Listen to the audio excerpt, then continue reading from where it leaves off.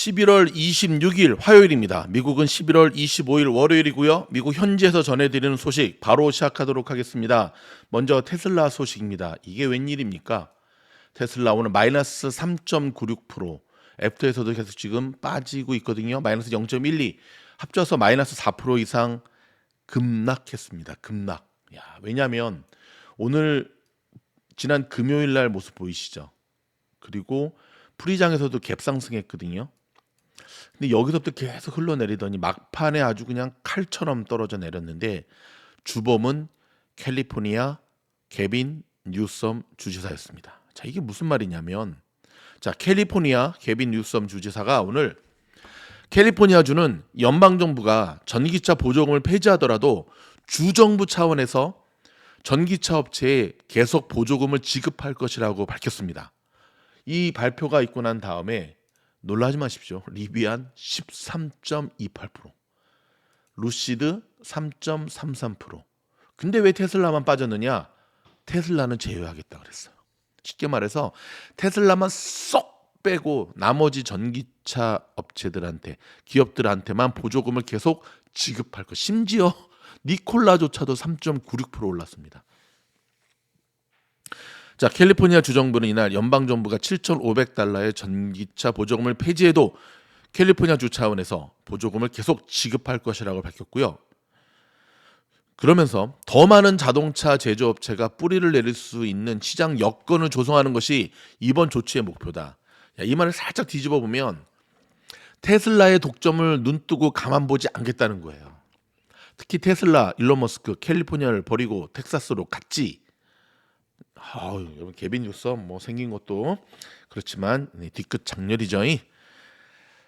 본격적으로 캘리포니아 주는 주정부 차원에서 자, 트럼프 행정부와 대립각을 세우면서 나가기 시작하고 있습니다. 지금 미국 현지에서는요, 해리스 이번에 선거에서 지금 부통령이 차기 캘리포니아 주지사 선거에 나설 것이라는 소문이 나오고 있는데 굉장히 유력해 보입니다. 개빈 뉴섬은 이번에 이제 두 번째 된 거거든요. 그러니까 이제 얼마 안 남았죠. 그렇죠. 내후년인가? 예. 그러면서 철저히 대립각을 세우면서 이후에 차기 대선을 노리겠다. 왜냐하면 트럼프도 4년이니까. 그래서 어찌됐든, 근데 여러분 이게 그냥 우습게 넘길 게 아니라 미국에서는 반독점, 이게 굉장히 반독점은 이거 저승사자라 불리거든요. 기업들한테. 틈만 나면 애플, 틈만 나면 아마존, 틈만 나면 마소, 이번에 뭐 구글도 막 크롬 팔아라, 뭐 팔아라. 반독점, 이거 되게 무서운 건데, 반독점의 시그널로 테슬라를 빵 찍어가지고 테슬라만 쏙 빼고 나머지 기업들한테만 보조금을 지급하기로 했다. 여러분 보면 그래도 팀장님 그래도 연방정부 그렇게 한다는데 힘이 있나요? 몰라서 하는 소리. 미국은 여러분 연방정부보다는 주정부의 힘이 더 세요. 그래서 한간에 미국에 오래 사신 분들 그런 말씀 많이 하시죠. 미국은 이게 무슨 연방정부가 아니라 이거는 뭐 주정부, 캘리포니아 주정부에서 사는 어떤, 맞습니다. 미국이라는 나라는 50개 주에 정말 50개의 나라가 그냥 유나이티드 스테이트라 그러잖아요. 이렇게 그냥 뭐 엮여가지고 살긴 하지만 실질적으로 주정부의 파워가 굉장히 막강한데요. 이번에 뭐 이것뿐만 아니라 아시다시피 이제 이민자 추방하겠다고 강력하게 지금 칼을 갈고 있는데, 뭐 내놓으라는 듯이 캘리포니아에서는 일로 와라, 우리가 막아줄게, 우리는 결단코 그걸 용납하지 않을 거다 하면서 지금 그렇게 하고 있습니다. 자, 일단은 애프터마켓에서 그래도 자, 강력한 지지선 337분을 여기 노란색이거든요. 적어놓으세요, 여러분. 337불이 테슬라 지지선인데 지금 회복이 되면서 지금 매수가 좀 들어오고 있거든요. 현재 38.26인데, 자, 요 위기를 테슬라가 어떻게 극복하고 나갈 수 있을지 좀 지켜보도록 하겠습니다. 애플 소식입니다. 팀 쿡이 다시금 중국으로 급하게 날아갔습니다. 리창 총리 등을 만나서 공급망에 대한 토론을 하겠다라고 해서 날아갔는데요. 자, 보면은 팀 쿡이 꼭 중국을 급하게 저렇게 가잖아요. 그리고 지나고 보면 애플 주가가 확 빠져요. 그리고는 왜 그가 중국으로 그렇게 급하게 날아갔는지를 비로소 아하 그래서 날아갔구만 이라는 이런 얘기들이 굉장히 많이 나오고 있잖아요. 애플 지금보다 앞으로 더 힘들 거다라고 하는 이야기와 소문들이 계속 나오고 있습니다. 자나깨나 리스크 관리 작게리 하시기 바랍니다. 여러분 마이크 윌슨 아시죠? 마이크 윌슨이 월가 이제 족집게라도 통하잖아요. 그죠? 그 코나노비치 이제 사라지고 난 뒤로 시장의 폭이 점점 확대되고 있다라는 이야기를 하면서 앞날의 시장을 조심스럽게 좀 진단을 했는데요. 자, 윌슨 이야기는 우리가 좀 귀다듬어 들을 필요가 있습니다. 좀 들여다볼까요? 자, 11월의 마지막 주인 오늘 어찌됐든 지금 애프터마켓 다 끝나고 보면은 자 여기 러셀 2000 한번 볼게요. 함께 뉴스도 보면서 자 4대 지수가 상승으로 마무리가 되면서 끝났습니다. 초반에 하락세를 극복을 하고 지금 엔비디아, 테슬라 빼고 엔비디아도 왜 내려갔는지 아마존 때문에 그렇거든요. 지금 보면 상승으로 마무리가 됐는데 자 이런 가운데 기술주에서 경기 민감주로 시장 폭이 확대되고 있다면서 산타랠리에 대한 기대감이 더욱 커지는 분위기입니다. 자 월가에서도 낙관적인 전망이 우세한데요. 사실 마이크 윌슨은 대표적인 비관론자죠. 자 대표적인 비관론자 모건 스탠리의 마이크 윌슨이 지정학적 리스크 등 불안 요인이 존재한다면서도 여전히 시장에 대한 낙관적인 뷰를 밝혔는데요. 시장의 폭이 확대되고 있다면서 투자 기회가 많아졌다고 분석을 했습니다. 자, 그대로 직접 합법으로 그대로 이야기하자면 아직은 불안정합니다. 지정학적 상황이나 미국의 정치적 불안이 해결되지 않았습니다. 정치적 환경은 물론 사람들의 경제적 상황도 양극화돼 있습니다. 이는 사람들을 불안하게 만듭니다. 이 모든 것들이 일어나고 있는 상황에 낙관적이기는 어렵습니다. 하지만 지난 2분기 동안 시장의 폭이 처음으로 확대되었습니다. 심지어 선거 결과가 나오기 전부터 그랬죠. 이제 더 폭넓은 길과 더 다양한 기회가 열렸다고 생각합니다. 미주놀은 굉장히 일찍부터 바로 이러한 시장의 폭이 확대되는 것을 정확하게 진단해 드리면서 미국에 있으니까 그러면서 여기에 가장 효과적인 매매 전략으로 바벨 전략이 필요하다라고 얘기를 했거든요. 근데 오늘 이 바벨 전략에 대한 이야기를 월가에서 굉장히 이슈화돼서 나온 이야기가 있었습니다. 다름 아닌 CD그룹의 루시 볼드윈 리서치 글로벌 책임자거든요. 이분도 상당히 유명해요. 아주 금발에 아주 예쁘장하신 분인데 오늘 블룸버그와의 인터뷰에서 대놓고 이야기했습니다. 바벨 전략을 취하라. 미주놀 들었나? 아니고. 자, 0.25든 0.5든 그러니까 25bp든 50bp든 금리가 인하된다면 이는 시장이 힘을 실어줄 것이라고 말하면서 하지만 연말에 진정한 산타랠리가 펼쳐지려면 그보다 더 많은 것이 필요할 거다. 하지만 미국 시장에 대한 노출을 줄이라는 말은 아니다라고 얘기를 하면서 단지 조금 더 까다롭게 투자해야 된다. 이 볼드인 책임자는 미국 시장 내에 저희가 좋아하는 섹터들이 많다며 다만 바벨 전략을 취하기 시작했을 뿐이라고 밝혔습니다. 자 여기서 여러분 이분 제가 얼굴 보여드릴게요. 자 이분 정도는 기억해 두세요. CD그룹의 볼드윈 리서치 글로벌 책임자인데 가끔씩 그 블룸버그나 이제 CNBC와의 인터뷰에서 그 시장에 대한 뷰를 이야기하는데요. 상당히 날카롭고 정확한 뷰를 이야기를 합니다. 그래서 이제 저도 이제 몇몇 분들 뭐 테슬라 같은 경우는 지니 몬스터, 그다음에 댄 아이브스 뭐 듣긴 듣죠. 일단 뭐 저하고는 좀 견해는 틀리지만 어찌됐든 뭐 규정 잡힌 또 포지션을 유지하게 듣긴 하는데 이분도 기억해 두시기 바라고.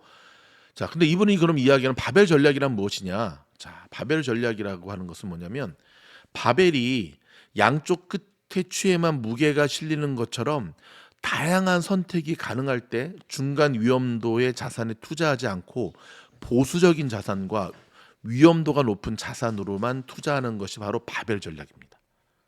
이해되셨죠? 좀 어렵다고요? 그러면 이 바벨 전략에 대해서 제가 영상을 별도로 만들어서 한번 여러분을 지원하도록 하겠습니다. 자, 트럼프 기소 소식 좀 전해드리겠습니다. 미국 법무부의 잭 스미스 특검이 현직 대통령에 대한 형사기소 불가 정책에 따라 도널드 트럼프 대통령 당선인에 대한 2020년 대선 결과 뒤집기 및 기밀 문서 유출 혐의에 대한 기소를 기각해 줄 것을 법원에 요청했습니다. 이에 따라 트럼프 당선인은 내년 1월 취임 전에 사법 리스크를 사실상 해소하게 되었습니다. 스미스 특검은 현지 시간 25일 낮 워싱턴 DC의 법원에 2020년 대선 결과 뒤집기 혐의에 따른 기소를 기각해 달라고 공식적으로 요청했습니다. 자, 그는 이와 별개로 10일에 항소법원의 기밀 문서 유출 사건과 관련해 트럼프 당선인을 공동 피고인에서 제외해 줄 것도 요구를 했는데요. 스미스 특검은 워싱턴 DC 법원에 제출한 6쪽 분량의 문서에서 헌법에 따라 피고인이 취임하기 전에 이 사건을 기각해야 한다는 것이 법무부의 입장이라면서 사건 포기 이유를 밝혔고 다고 CNN 등 미국의 언론이 전했습니다. 자, 미국의 법무부는 현직 대통령에 대한 기소를 대통령직 수행에 대한 간섭으로 보고 재임 중인 대통령에 대해 기소하지 않는 정책을 유지하고 있습니다. 재임 중인 4년 뒤는 어찌 된지 모른다는 얘기죠. 현직 대통령의 경우 필요한 일반 기소가 아닌 탄핵 절차를 따라야 한다는 건데요. 이런 이유로 이달 초 대선에서 트럼프 당선이 승리하면서 대선 결과 뒤집기 및 기밀 문서 유출 혐의에 따른 특검의 기소 포기 시간 문제로 여겨져 왔었죠. 자, 트럼프 당선인은 이날 자신의 트루스 소셜에 올린 글에서 이 사건들은 다른 사건과 마찬가지로 내용도 없고 무법 시간이고 절대로 제기돼서 안 된다면서 민주당이 이거는 정치적인 공작이다. 응? 그래서 1억 달러가 넘는 세금이 낭비됐다. 응? 1,400억 원. 그럼에도 나는 역경을 이겨내고 승리했다고 밝혔습니다. 일단 네. 팀장님은 안티 트럼프 같아요. 아니에요. 전 트럼프 편도 아니고 바이든 편도 아니고 해리스 편도 아닌데 제가 이야기하고 싶은 거 뭐냐면은 지금 정우성 씨 때문에 지금 시끌벅적하잖아요. 근데 그것도 냉정히 말하면 뭐 이렇게 욕먹을 일이야. 유부남도 아니고 자유롭게 살려고 시은 하나가 될 때까지 저렇게 사는데 아무튼 뭐 이 얘기는 또 나중 문제로 좀 넘어가고 뭐 또 뭐 아줌마들은 그런 얘기 하대. 우월한 유전자를 인류에 남겨줘도 고맙다. 이거 참말로 그건 또 아니지. 응? 그렇게 따지면 정우성과 뭐 일론 머스크가 동급이지. 안 그래요? 자, 제가 얘기하는 거는 뭐냐면 정우성 씨가 최근 작년이죠? 올초 주연했던 서울의 봄이죠? 서울의 달은 옛날에 한석규, 최민식이 서울의 봄이라는 영화를 보면 항상 어떤 논리를 내세우죠? 그쵸? 특히 한국에 계신 분들 성공한 구테타는 처벌받지 않는다. 저희 가족들이 그 영화를 극장에서 보면서 저희 아이들도 막 뒷목을 잡고 끝나고 오면서 어떻게 이런 일이 일어날 수 있느냐. 제가 아무 말도 못했어요. 이런 일이 일어나고 있는 것이 우리의 조국 대한민국이니까. 근데 여러분 결국 역사는 심판하잖아요. 물론 그 전두환 그놈은 심판도 안 받고 하늘나라 했지만 그런 것처럼 하늘 아래 대통령이든 대통령 할아버지든 뭐 홈리스든 법 앞에는 모두가 만인이 평등하다가 사실 법치주의 국가의 기본인데 예전에 미국 역사를 봐도 뭐 닉슨을 비롯해서 거짓말 한마디 때문에 저도 학교 다닐 때 그렇게 배웠거든요. 미국이라는 나라 거짓말해서 대통령이 막 하야해야 됐고 근데 여기 와 보니까 개뻥이야. 여기도 똑같아요. 힘이 있고 돈이 있고 권력이 있으면 다 피해 가더라고. 그런 모습을 보면서 좀 씁쓸했죠. 그죠? 씁쓸했죠. 자, 제가 드리고 싶은 이야기는 뭐냐면 뭐 지금은 어찌됐든 법에 따라서 당선된 트럼프 대통령을 어찌할 수는 없지만 뭐 또 4년 뒤에는 어떻게 될지 모르는 거죠. 그런 측면에서 말씀을 드리는 거예요. 아셨죠? 네. 한 가지 확실한 건 뭐냐면 오늘도 그 기사가 났는데 트럼프 대통령 내년 1월 20일이잖아요. 정권 인수할 때 바이든 대통령 참석한다 그러잖아요. 트럼프 참석 안 했잖아요. 왜 안 했는지 아세요? 도난 당했다. 도적질 당했다. 부정선거다. 에이, 한 나라의 대통령으로서 물론 이 또 방송을 이렇게 얘기하면 이 트럼피들은 또 부정선거였잖아 하면서 막 또 악성 댓글 달지 마요. 존말할 때 달지 마. 제 이야기하는 걸 하는 거니까. 네, 여러분 그러면 안 되죠. 선거 결과에 대해서는 좀 억울한 면이 있어도 수긍하고 받아들이고 가야 되는 게 또 우리가 해야 될 일 아니겠습니까? 그렇죠? 자, 오늘 미국 증시가 그래도 상승으로 반전한 데는요. 재무부 장관 지명이 한 역할을 했습니다. 재무부 장관. 자, 어떤 일이 있었는가 좀 볼까요? 자, 트럼프 당선인이 차기 행정부의 재무부 장관에 월가 유명 헤지펀드 키스퀘어 그룹의 CEO 스캇 베센트를 지명하게 되었습니다. 야, 그렇게 되면 투자 심리에 긍정적인 영향을 미치면서 시장이 환호하게 되었고요. 그것 때문에 시장이 오늘 상승으로 마무리가 되었습니다. JP 모건 자산운용의 폴 퀸시 주식 글로벌 책임자가 오늘 블룸버그에 출연해서 내년 미국 증시의 수익이 13% 정도 증가할 것이다. 지수 대비예요. 13% 정도 증가할 것이다라고 이야기를 했습니다. 13%안 되기만 해봐라. 아무튼 되겠죠, 그렇죠? 예, 될 거야. 돼야 되죠. 더 많이 가야지. 더 많이 가야지. 우리가 되게 힘든 시대에 살고 있는데. 자, 버핏 형님이 지금은 채권 시대다 하면서 그가 수많은 주식을 지금 팔고 현금으로 모아두는 이유를 이야기했습니다. 자, 이 소식은 조금 더 자세히 전해드려야겠는데요. 미국의 정부가 중국을 겨냥한 새로운 반도체 관련 수출 제한 조치를 발표할 예정으로 알려지면서 엔비디아 주가가 급락했습니다. 오늘 엔비디아 주가 급락은 두 가지 악재가 있었는데 바로 방금 알려드렸던 미국 정부가 중국을 겨냥해 새로운 반도체 관련 수출 제한 조치를 발표할 것이다라고 하는 것 하나가 있었고, 또 하나는 아마존에서 자, 경쟁적인 엔비디아의 경쟁적인 제품을 만들 것이다라고 만들고 있죠. 예, 그게 발표가 됩니다. 드디어 이 엔비디아한테도 올 것이 왔다. 올 것이 뭐냐? 그렇죠. 이제 경쟁사들 경쟁, 지금으로부터 엔비디아로부터 물건을 계속 사가고 있었던 이들이 드디어 만들어내기 시작한다라고 하는 그러한 이야기들이 계속 현실적으로 나가오면서 지금 엔비디아 주가가 연일, 근데 여러분 그거 아십니까? 제가 좀 답답한 게 오늘 엔비디아 빨갛잖아요. 이때 이 엔비디아 때 그다음 어닝 발표가 이번에 있었잖아요. 제가 이때 분명히 제가 말씀드렸습니다. 엔비디아 일단 지난 어닝 발표 이후부터 저점 매수 갖고 계신 분들은 익절하고 가셔야 된다. 어닝 발표 전에 그리고 어닝 발표 전에 절대 사지 말라 그랬어요. 절대 사지 말라 그랬어요. 근데 그때 또 제 말 안 듣고 사신 분들이 있어요.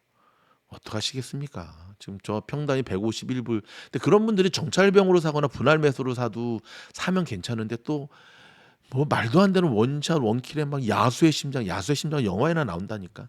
이 야수의 심장으로 질러 버리니까 저기다가 또 한 몇십억 몇백억 박아, 그 정도는 아닌가? 아무튼 100억 하면 이걸 어떻게 견디냐고요. 못 견디지. 저는 그게 답답한 거라고. 또 한 20% 가까이 빠졌네. 100억 했는데 20억이 날아가 봐요. 밤에 잠이 옵니까? 이런 일이 없기 위해서 여러분은 미즈노 공부방에 들어오셔야 됩니다. 자, 이번 주에 최종 마지막 인터뷰가 있습니다. 여러분 지금도 늦지 않았습니다. 영상 하단에 보이는 바로 여기 우주 6기 올해 마지막 공부방입니다. 마지막, 제발 들어오셔서 여러분의 소중한 자산을 꼭 지켜갈 수 있기를 바라겠습니다. 안타까워서 그래요. 공부방에서 지금 공부하는 여러분의 선배들은 얼마나 표정 관리하면서 지금 공부하는 학생들만 행복해하고 있는데 대부분 행복하세요. 한인들이 많이 살고 있는 플러튼에서 병 비행기가 아찔 추락을 해서 가로수를 들이받고 2명이 부상을 당했다고 합니다. 저 플러튼에 이제 경비행장 있잖아요. 커먼웰스하고 데일기 사이에. 아무튼 플러튼에 한인들 되게 많이 사시고 미주널 가족들도 많이 사는데 자, 또 조심하시기 바라고요. 남가주에서 음주운전 차량에 치여서 3살과 4살 유아 아이가 숨졌다고 합니다. 진짜 저 음주운전 참말로. 이스라엘과 헤즈볼라가 레바논 휴전 합의에 근접했다라고 하는 소식입니다. 레바논. 자, 요런 뉴스가 나오면 또 굉장히 좋죠. 그렇죠? SMCI 연일 급등하고 있습니다. 오늘도 15.87%. 야, 참.